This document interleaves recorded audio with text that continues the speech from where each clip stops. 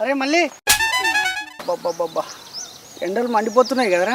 రే చాలరా, అక్కడ రియాక్షనే లేదు. ఎండాకాలంలో ఎండలు మండకపోతే చలి పెడితే ఆదరా. పెట్టదు కానీ నీకు ఖర్చులకు పైసలు అడికెళ్ళి వస్తున్నాయిరా. మన దొంగతనం చేస్తున్నావా? దొంగతనాలు చేస్తుండే నిన్న రాత్రే బంద్ చేసినారా? అంటే మళ్ళీ రాత్రికి మొదలు పెడతావారా? అంటే పెట్టనో పక్కింటోడు వేసే తలుపుల మీద ఆధారపడి ఉంటదిరా. కాన్సెప్ట్ ఏదో కొత్తగా ఉంది. ఈ బతికే మంచిగా ఉన్నది కదరా. ఇంతకు నువ్వేం దొంగతనం చేస్తావురా? ఇప్పుడు నేను ఇచ్చే షాక్కి వీడి గిలగిలలాడతాడు. ఏముంటేరా, చిన్న చిన్న గిలాసులు, చెంచాలు, టమాటాలు, ఉల్లిగడ్డలు, ఏమైనా చిన్న చిన్న సామానేరా.